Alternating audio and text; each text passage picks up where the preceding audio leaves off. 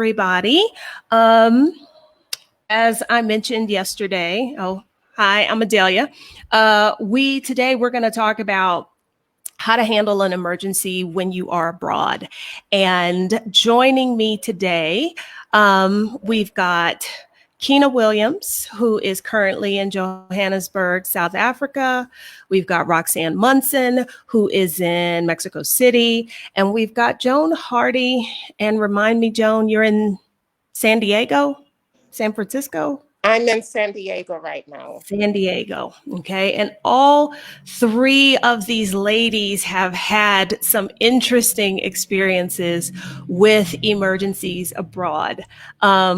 I can see your comments. So if you have a question, be sure to drop it in the comments and we'll get that answered. But first, I thought it might be good for each of the ladies to share.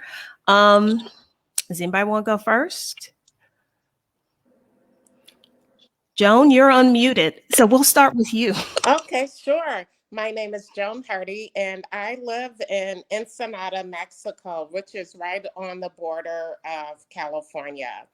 And like a lot of Black women, I started developing issues with fibroids. And I just assumed that if I changed my diet, and do some other things that it would improve.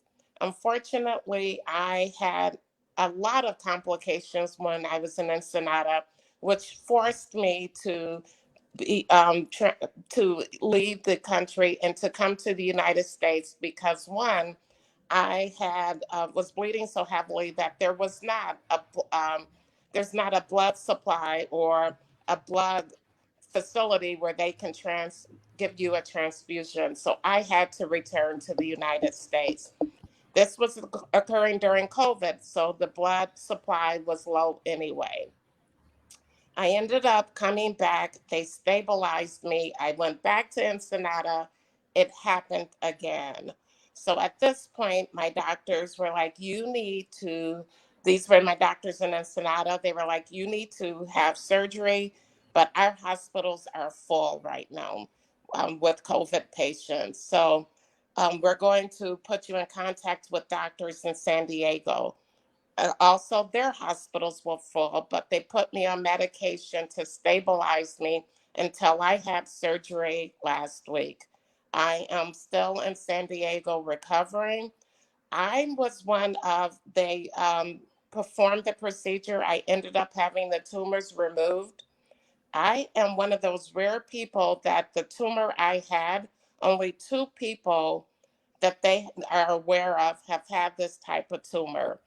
Although it mimics a fibroid tumor, it was not a fibroid tumor. So they removed it. I was in the hospital for 4 days.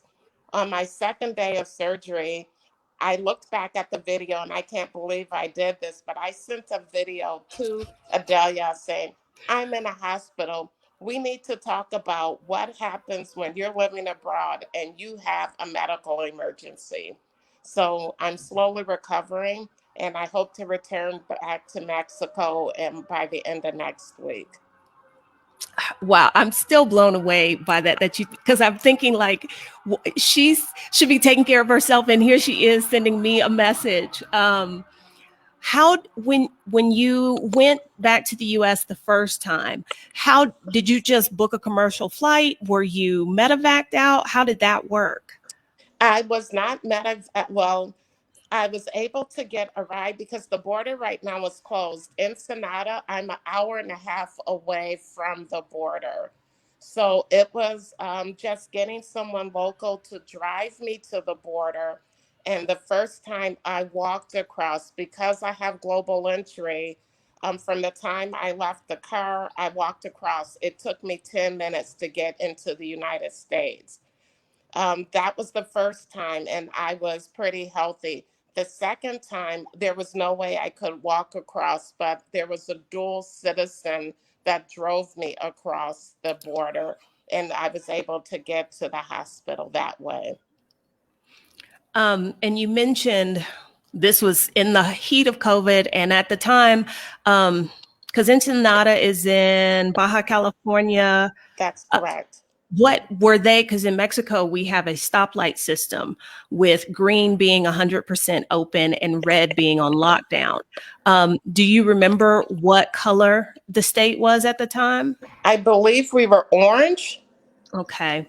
So in theory, there should have been some space in hospitals, that sort of thing. Whereas in Mexico City, when we were on red, there was no space. And this is something Roxanne and I talked about quite a bit, that if there were any emergency at all, we were basically SOL Right. because there was no room. And the few private hospitals that contemplated they were going to take a case by case basis. The minimum they wanted up front was 300,000 pesos, which is about 15 grand USD, I believe.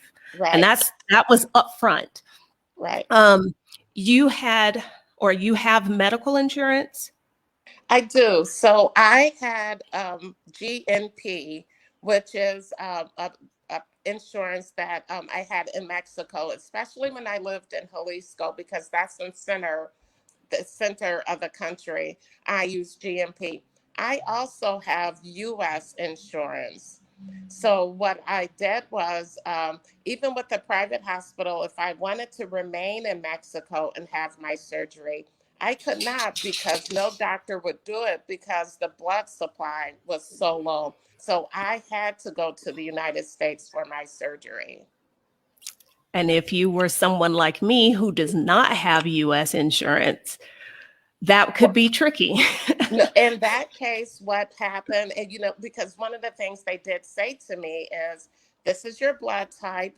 Send out Facebook posts to your friends to see who shares that blood type so that we can test and bank that blood in case you do need it. So that was the other option. And I'm sure you guys are seeing those posts in some of the expat groups where they're asking, if you have this blood type, if you are under the age of 62, can you can you please donate? Oh, wow.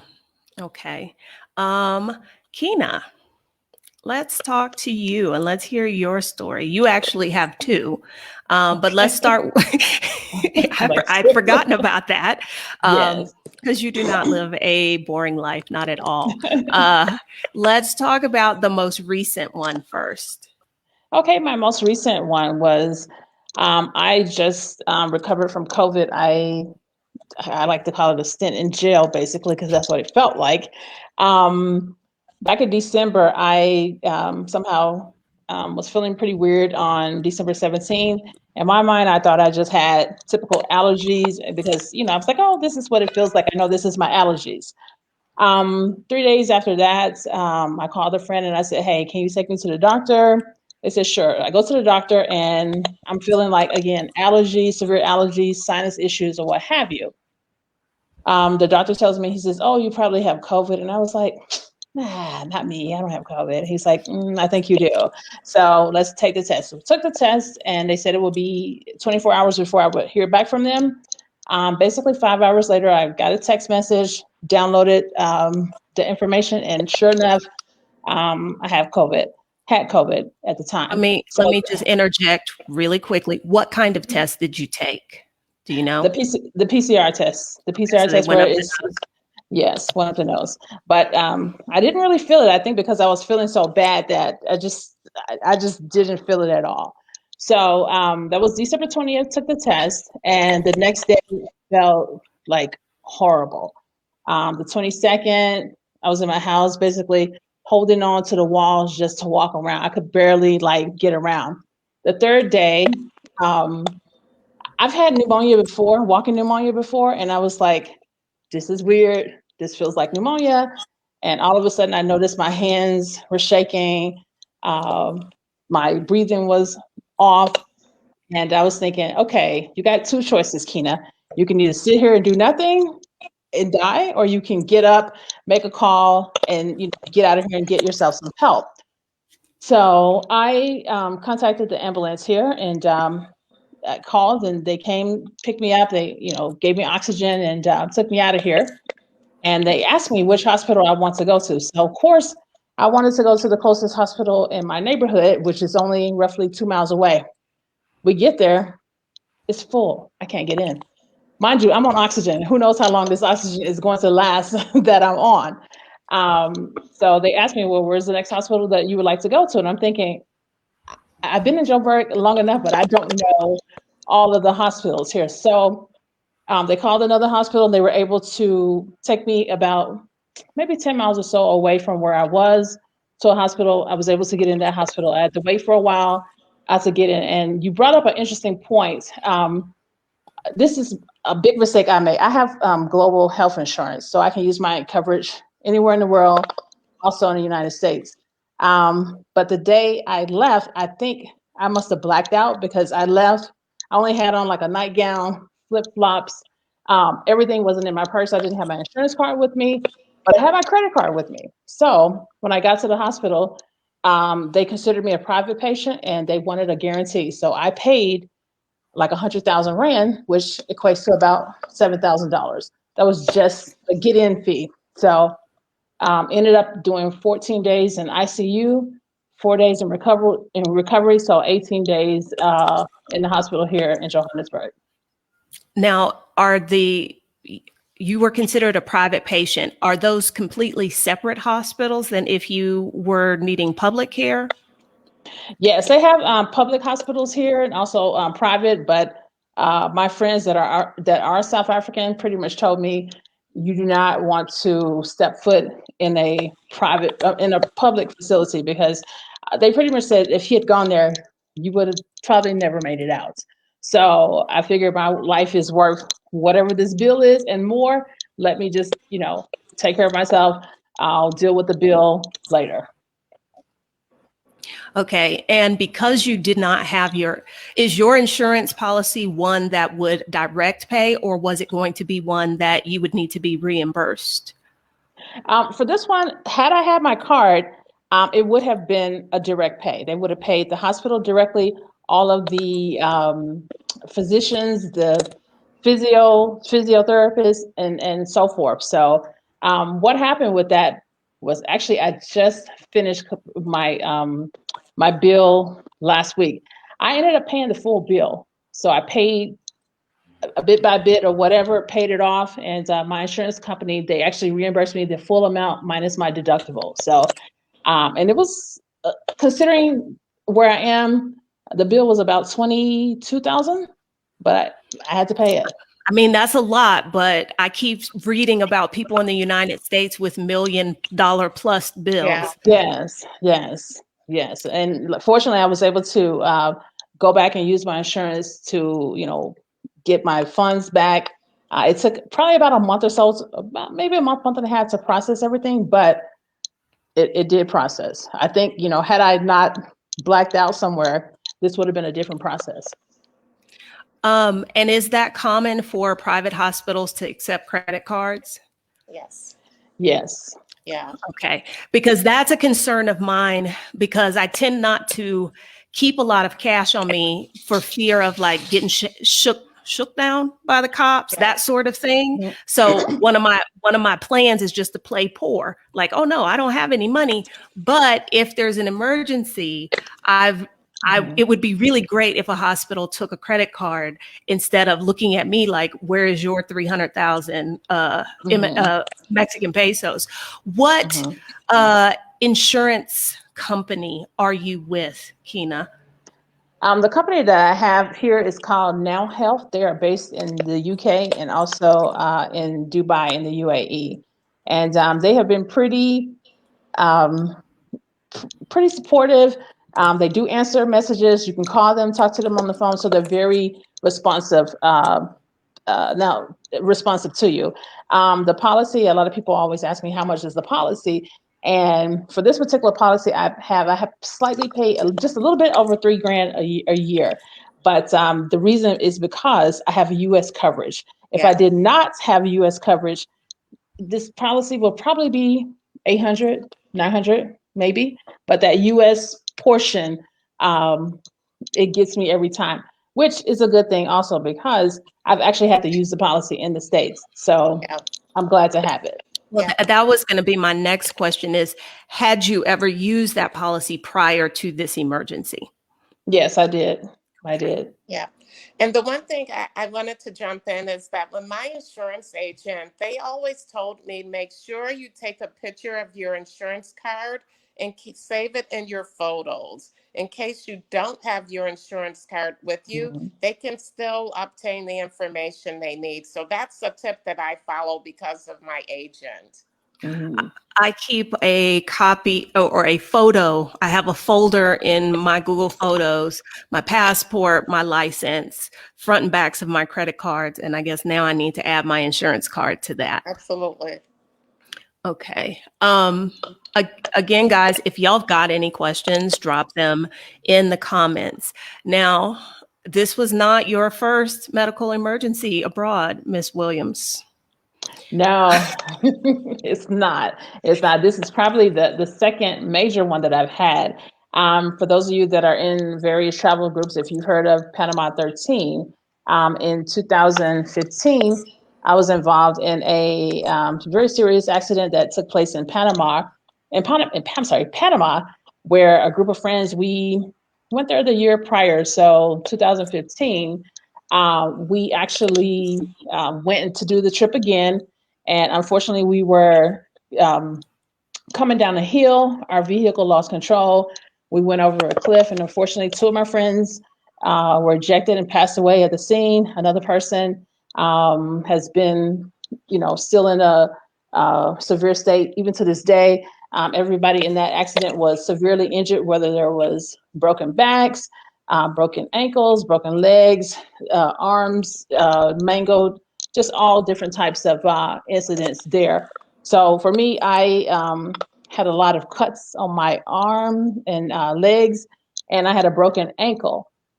So for this particular trip, every trip prior to this particular trip, I had help. I would purchase travel insurance, and this is the one trip I forgot.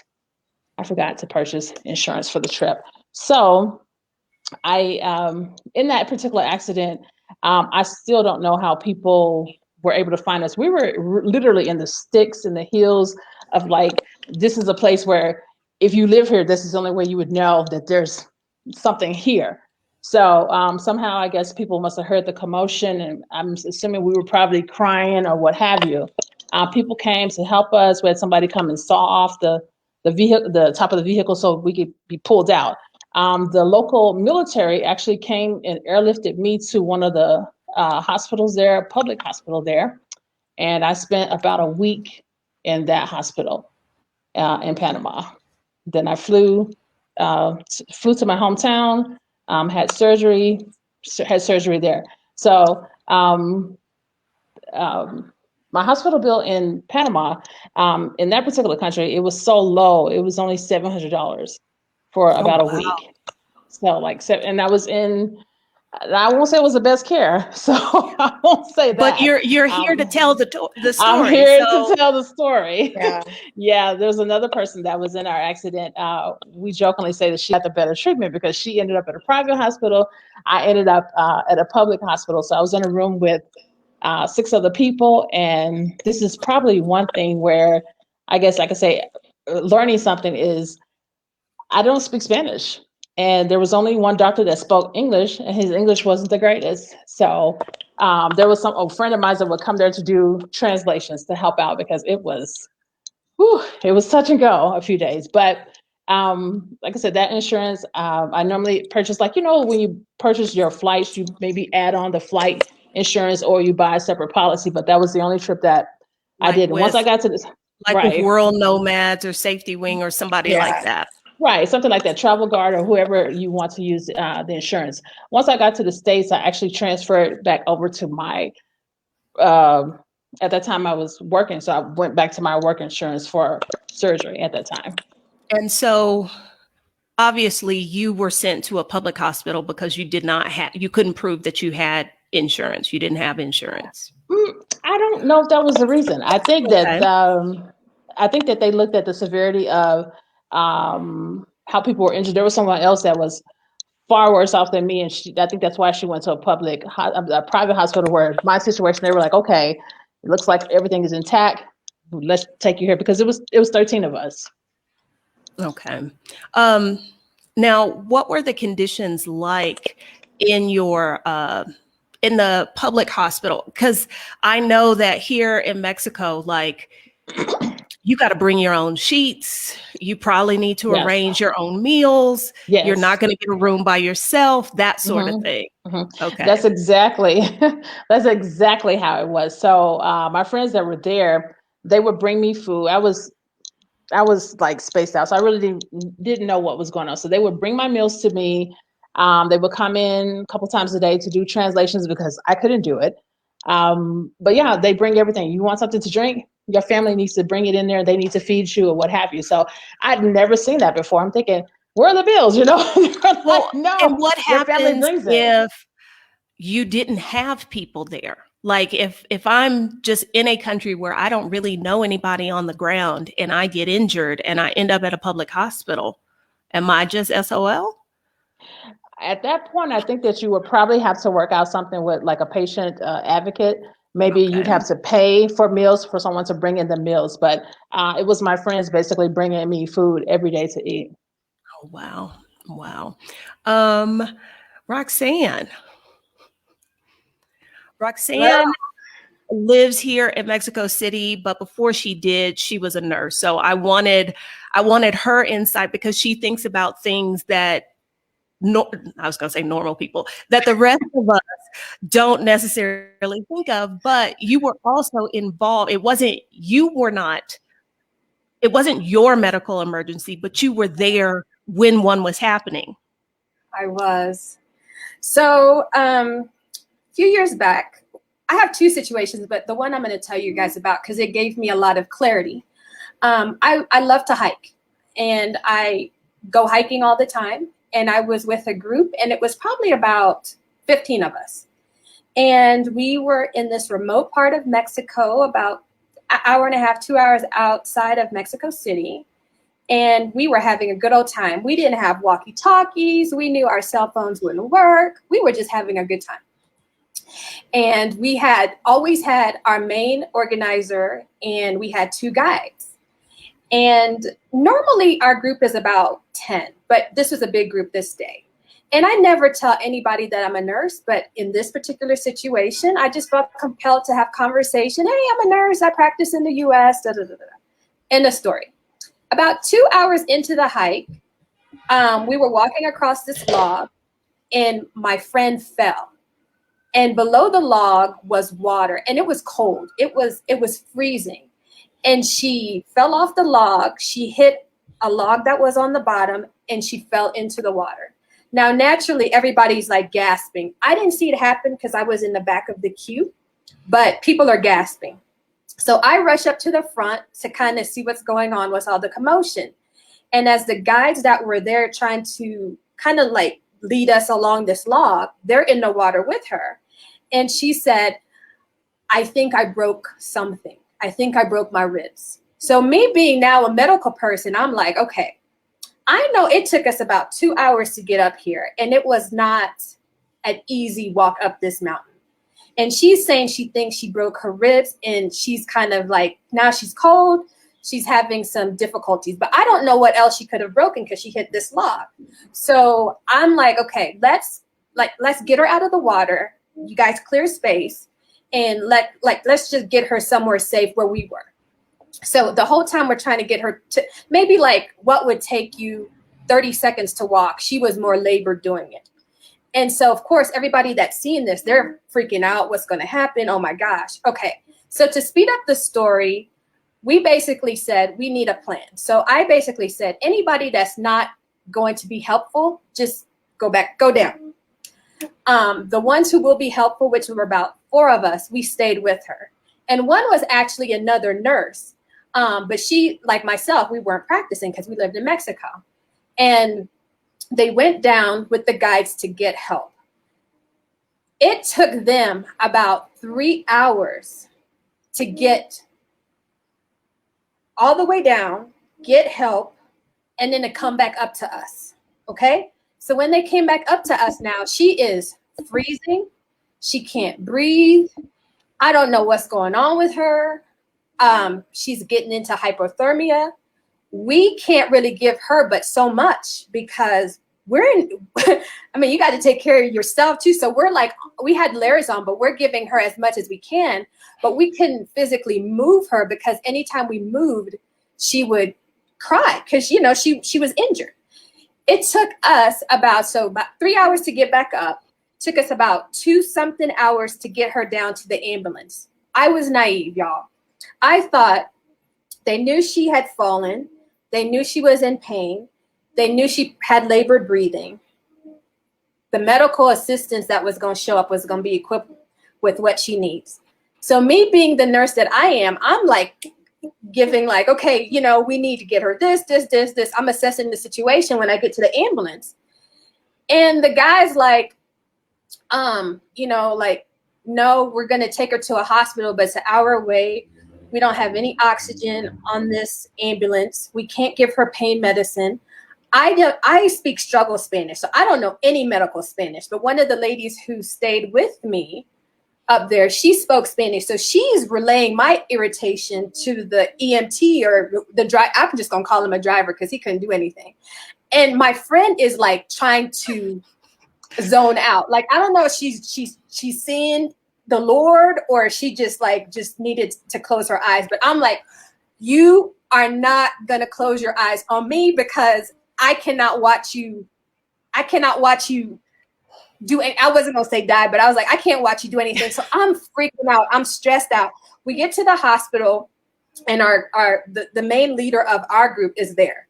And we show up and they want money. I can tell you if this was a private hospital or public hospital, but it was a small town hospital in Mexico. And we were like, who takes a lot of money on a hike? I think I had maybe 1,000 pesos. Which is like $50. Yeah. My friend who was injured, I think she had 2,000 pesos. And the other one maybe had like 1,000 pesos. And they wanted something like, 20,000 pesos, something crazy. And we were like, we don't have it, but she needs to get in here. So we basically were like, okay, we're going to call her husband. We're going to get this ball rolling. But they lived like 2 hours away from where we were. So he wasn't going to be there in time and she needed to go to another hospital. The good thing about having somebody who knows how to communicate, who knows how to work the system is the lady who organized our tour. She was very forthcoming in saying, we don't have money to pay for this bill, but she needs help.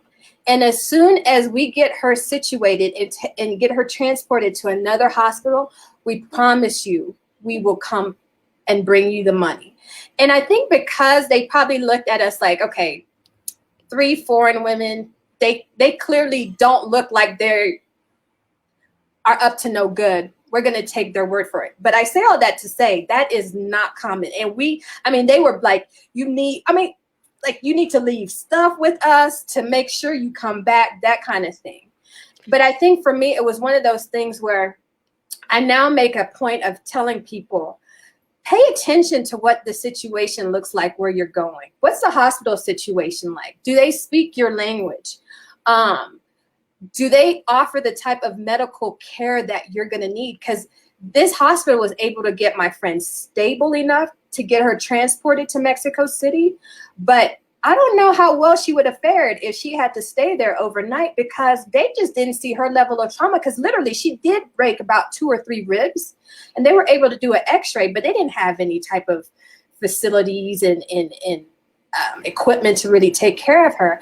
And I think these are conversations that people really don't have. When I started telling people with the COVID thing, hospitals in Mexico City are full. And if they're not full, they want about 1 million pesos where I live to go in there. Do you have 1 million pesos? And they might not take your insurance. And that's something people don't even think about. We have international insurance and we're covered, but people don't like these conversations. People don't want to have these conversations. People are like, nothing will happen.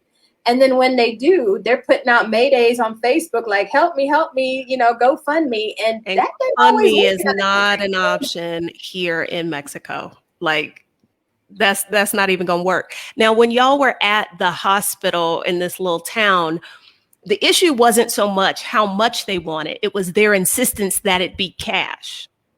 Their insistence that they weren't taking credit cards. So I'm glad, Joan, that you said that about the credit card, because that's now going to be something that I say to ask about, because where we were, because I always have my credit card on me because life happens, right? Sometimes you just need to get out of bond. They had no interest in our Visas, MasterCards, American Express. Do you know if they would have taken bank transfer? Because I was having this conversation the other day with somebody.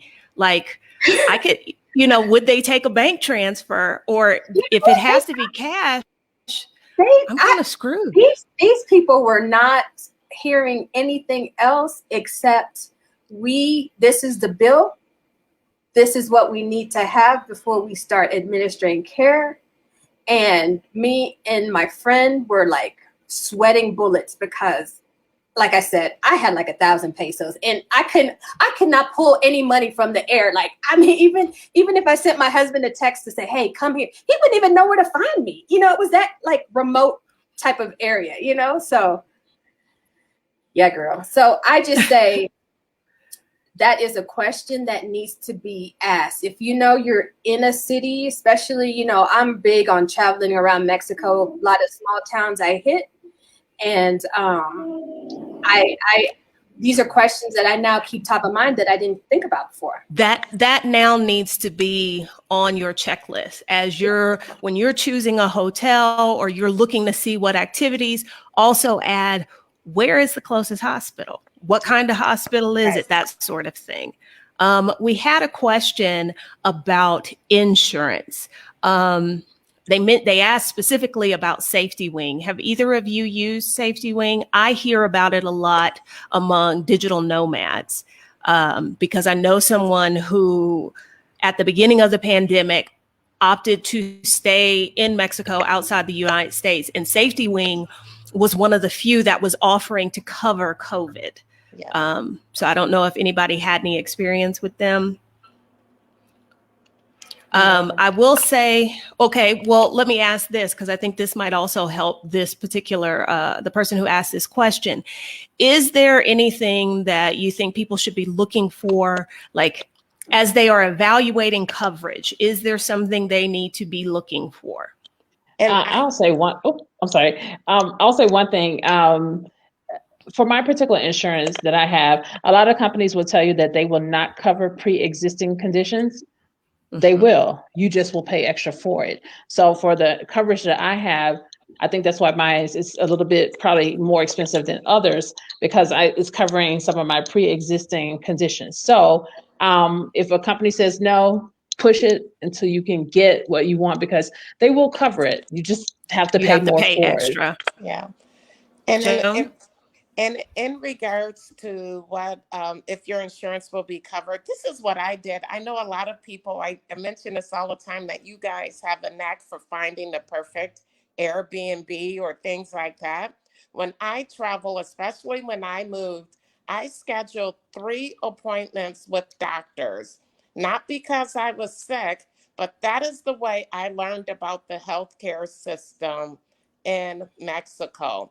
I sat with them and I wanted to know, what hospital should I go to? What insurance should I get? What insurance do you have? And I did that with 3 different doctors because I wanted, and it cost me $20 because it was an appointment. They were like, this is so weird. I'm like, I'm not sick. I just literally, you post that question on Facebook, you're going to get 30 different answers. I'm just going to go to the person. So I went to 2 doctors and a hospital administrator. So that is the best advice I can give people. And they will tell you if your insurance is covered. You can also contact the hospitals directly, and they will also give you that information. And that's how I ended up with GNP. Well, I moved back to Mexico in July, and had getting insurance on my list because I had actually hit Kina up for the name of her company because I had started looking before I got here, and then that kind of fell off. And then I looked around and I was like, there's a pandemic.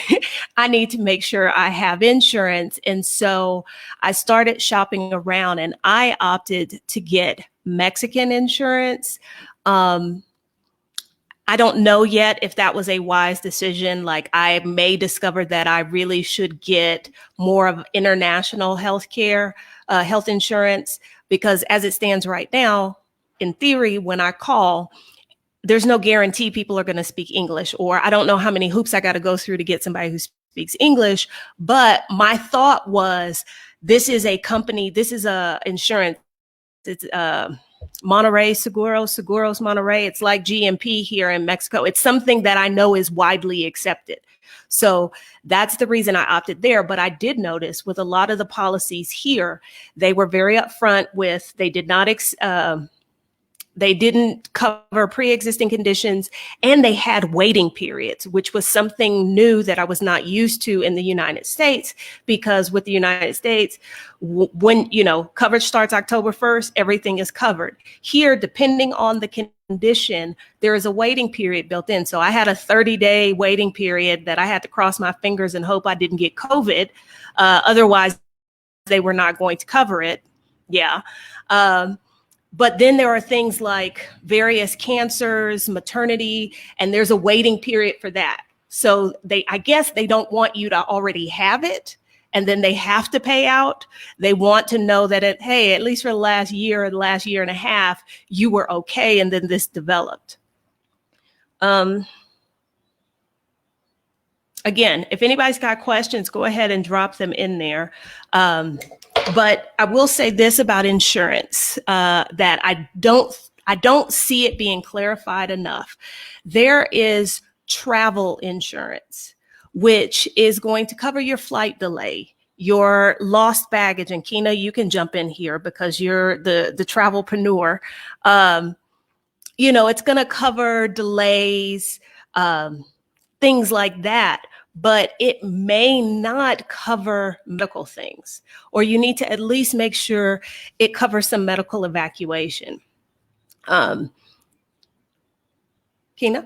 Yeah, that's a really great point. I'm glad you brought that up, because a lot of people, I purchased this plan, and you look at it, I'm like, well, that's for your bags. That's for your bags. That's for your flight visit delayed. I'm like, what about your health? What if something happens to you? So at the time, before I moved overseas, I had a policy through, if I can remember, the company was called Tokyo Marine, a bizarre name for a company. However, their policy was about a little under $200 a year, and it would cover you for any medical issues that you could have overseas up to 45 days, for a trip that was up to 45 days. So that was something that I had just in case. But since I'm now living here, I have a real global policy through Now Health. But if you're just traveling and you're still maintaining your stateside residence, I would recommend something like a annual medical policy. Yeah, and don't try to don't try to game the system. And I'm going to move abroad, but I'm going to get travel medical insurance, which is not intended for someone who lives abroad. It is like the plan you mentioned, and I used to have, I can't remember the name of the company, but it's a very Allianz, I think it was. I had an annual policy. Alliance. I had an annual policy with them, but like you said, there is a limit to the length of the trip and how many trips maybe that you can have a year. So don't try and if you're just traveling, that's fine. As long as it's got medical evacuation. It would be great if they would pay for whatever medical emergency you had directly. Just know that if it's an insurance company that does that, you'll probably have to pay a little extra. That's not going to be your bargain basement company. But if you are actually living abroad, you need international healthcare, health insurance, global health insurance, sometimes it's called. You can possibly save some money there if you don't get coverage in the United States.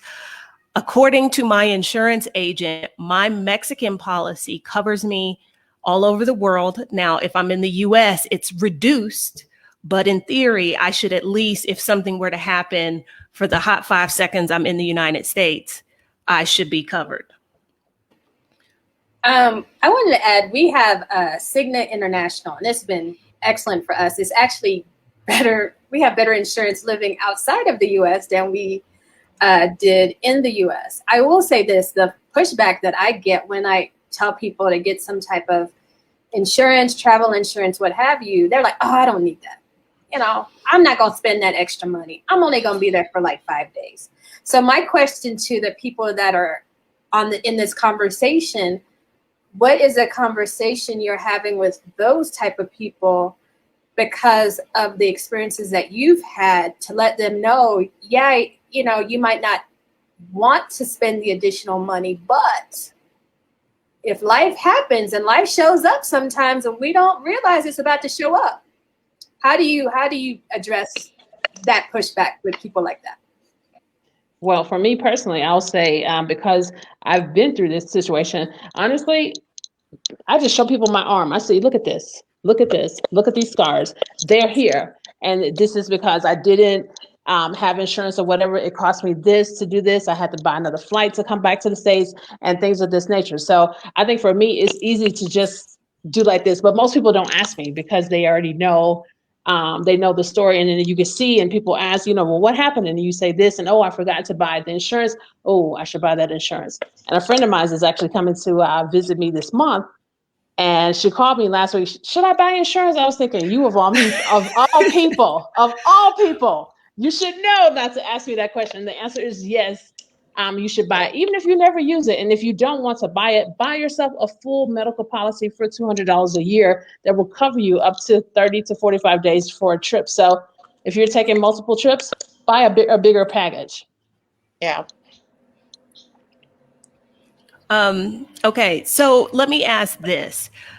Given the emergency that you experienced, is there something like that you wish you would have done to prepare? I mean, like your experience in Panama, Kina, the obvious answer there is you wish that you would have bought the insurance that time. But is there something else that would have made your most recent situation better had you done this thing? For my recent situation, I would say, and I never thought I would need this, is to maybe have a list of 3 hospitals. Because especially with COVID and hospitals being full, and this is the first time I've ever been to a hospital on oxygen where I could not get in. At that point, you start thinking, I'm about to die because I can't get in at this moment. So I think this experience has taught me personally to have a list, have a backup, have a 1, 2, 3, your neighborhood hospital, the next hospital, and another one just in case. And if you have to go public, let that be the last option for you. We had people here in Mexico City where their relatives were driving them around trying to find a place to get them in 16 hours, 18 hours trying to find a spot. Yeah. I think for me, I will never again be naive and, excuse me, assume that all things are equal. I was not specific. I told the people who were going down what was needed. I was not specific in saying we need an ambulance that's equipped with personnel that can administer pain medicine to her, oxygen to her, stabilize her enough that this transportation that was going to be over an hour would be a good one. I didn't know it was going to be that long, but these are things I just assumed would be normal, you know? And so I would say if anything were to happen with me like this again, I would be very specific. This is what I need, kind of like what you said.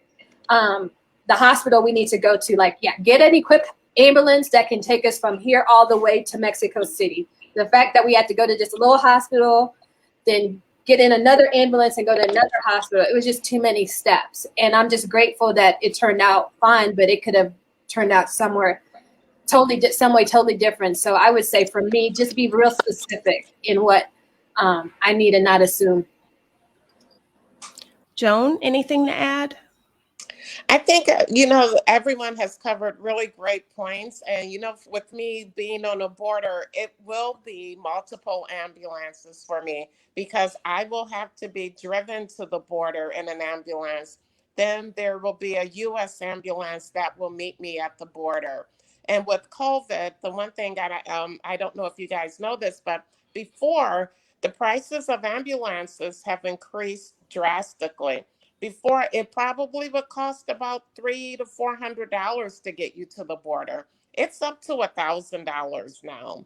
So those are costs with the COVID that you have to keep in mind, is that medical costs are going up. And you always hear people say, oh, healthcare is so inexpensive. It is inexpensive until you get sick or need it. So I think that what really concerns me, especially when I see all these retirees coming here, assuming that they can just self-pay.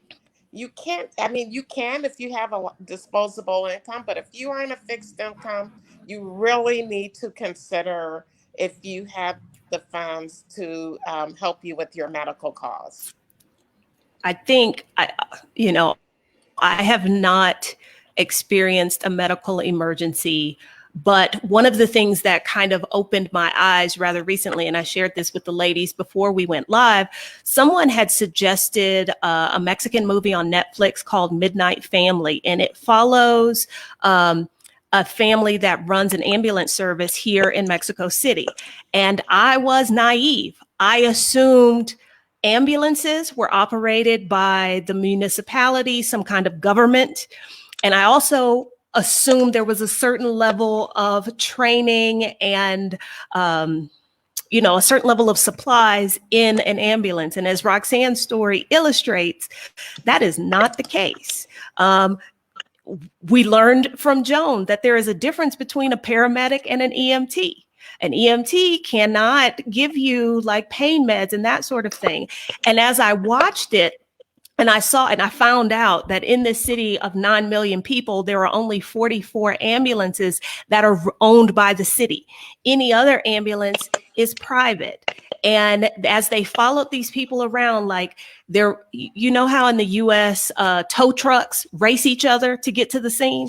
It's the same thing here with ambulances. So unless you have the number of a specific ambulance you want called, you are at the mercy of who shows up, whatever level of stock they have, whatever skill they have.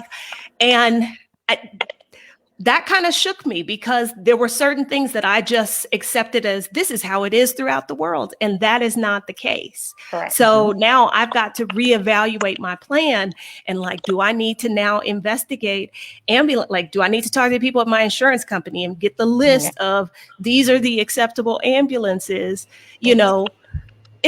It's a whole thing. And I know y'all, it's a pain to think about. But if you don't prepare for it, you don't try and anticipate it, things could go left big time. I would like to say this. Another situation that happened here was a young man got severely ill with altitude sickness. He was here on vacation with his girlfriend, and he was actually in the hospital in the ICU. His family lived in the US. And it just so happened that his cousin and myself were in the same sorority. And she had enough sense to put out a Mayday in a Facebook group. Anybody know anybody that lives in Mexico City because my cousin needs help? And people who knew me reached out and said, Rox lives there. Contact her. And so I say all that to say, in the times where technology is big, there are Facebook groups, for almost every little, city or country. Plug into one of them. Even if you don't use it, have some type of connection. Say, just an introduction. Hey, I'll be in Mexico City for 5 days. I just want to put my name out there. So in case I have any questions or whatever, I can contact somebody, because I have helped several people just because they were in a Facebook group. I saw their post and I sent them a private message saying, hey, you need to do this. Hey, I can help you with this. So especially solo travelers, because I know this is in your solo travelers group. This might be something that people don't really think about, but it is a huge plus if you have a connection on the ground, a local or another an expat person or somebody who's familiar with the place, because that could be another game changer for you. So I would say, if you don't do anything else, beyond the insurance, because we really want you to do that, plug into somebody that's local, and just have that in your back pocket in the event that you need something. They can help you. Roxanne, that is really good. I will say, after I had my accident in Panama, I think I scared my family so much to the point where I was kind of forced into doing a private family Facebook group where literally, as a solo traveler, I had to say, I'm going to Jordan this week at these days, staying here with this person. I'm going to this. Yeah. That's what they made me do, because it was one of those things where as travelers, we think, I'm grown. I'm in my 40s. I'm like, oh, nobody's looking for me. I don't have any children, no husband. No one's looking for me. I'm just out here doing my thing. And then, that's when life happens to you. So I actually have my Facebook family group where they know my address here, everything, who my backup people are here. If something happens to me, call this person because they know how to get to me. And another thing that I will say for your listeners that are listening, if you are a traveler, have somebody in your family that if you need help that can come fly to you. So somebody needs a passport. So someone in your family needs to be able to come to you if you needed that type of assistance. And I remember when my parents were alive, when I had my accident in Panama, my mother wanted to fly down. And I was like, no, she had her passport, but I said, no, I didn't want her to come at the time. But if someone really, really needs you, they need to be able to come. Otherwise, it's just a hard thing. No, I have a person in the place where I live. It's different when I travel, but then I have somebody back in the US who has a passport and actually I've added them as a authorized user on my credit card. That way, I'm not trying to be in anybody's pocket, but I don't want somebody to be like, I can't come because I can't come up with the money for airfare. Like, here, you have the credit card. Go ahead and charge on that. Roxanne talked about Facebook groups. I will add this, that if you are more comfortable connecting with people on the ground who look like you, that you search for Facebook groups, Black expats in blah, blah, blah, brothers and sisters in blah, blah, blah. I'm not trying to dissuade anybody from using the more inclusive expat groups, but just know that sometimes those groups are really, really large, and you may not get as much assistance in your situation. And I know when I travel by myself, I like to connect with people who look like me.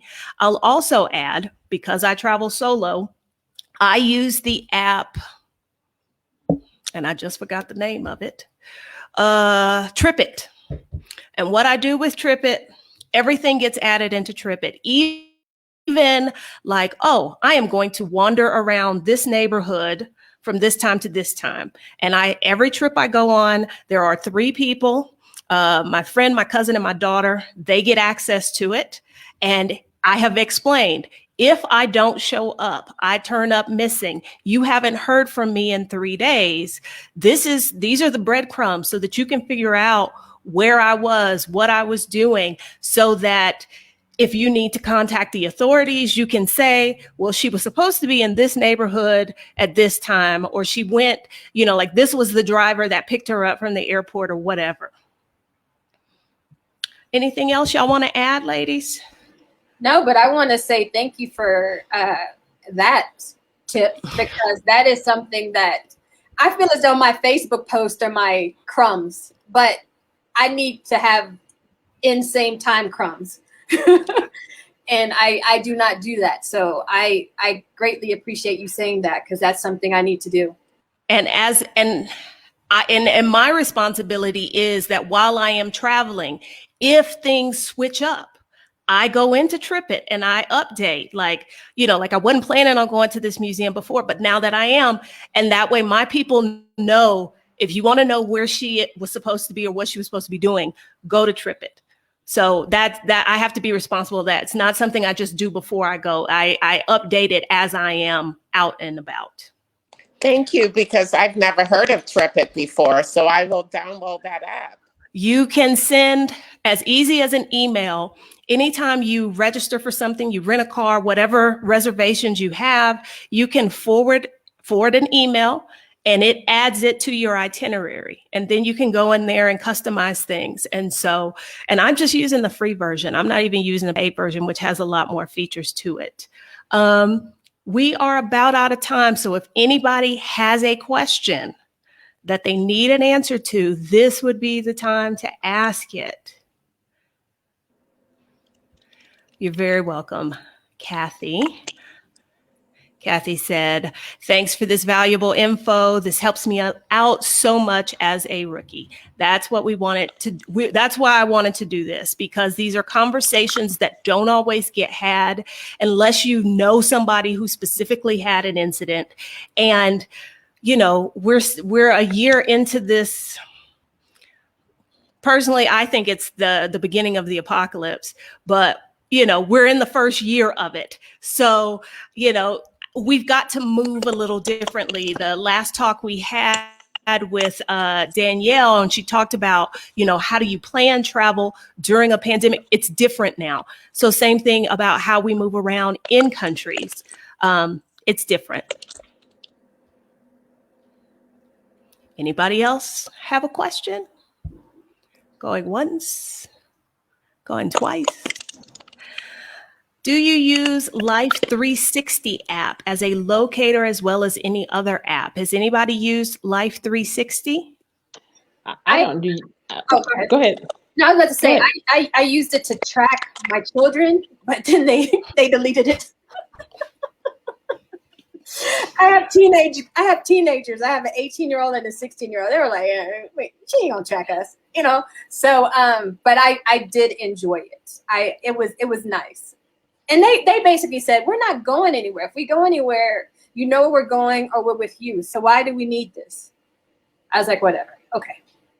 But I know a lot of people here in Mexico City who have that for their whole family, husband, wife, kids, whoever is part of their family. And it's a really good app. So yeah, I would say I highly recommend that app. I don't use that app, but if I'm out somewhere, especially on road trips, I may drop live locations in WhatsApp. So different groups. So that's another way you can just drop locations and you'll see, where the person was. I just left somebody with, this is more of the, in case y'all are trying to find my body, not so much I need medical assistance, but I left the tracking on in Google. So if anybody can access my Google account, they can see where I have been. So I've never heard of Life 360. I'll have to look at that. Yeah. Is anybody here a veteran or know any tips for veterans? Because we just got that question. I just know from being in different Facebook groups where people have asked about using their veterans benefits abroad, that it is possible, but you have to sign up for something or change something. I don't know the details of it, so that's all I know. All right, well, thank you, ladies. I cannot tell you how much I appreciate you coming and sharing your experience and your expertise with the ladies in the group. Everybody's made positive comments about how useful and helpful this was. So thank you. Thank you so much. Thank you. Thank you for having us. Thank you.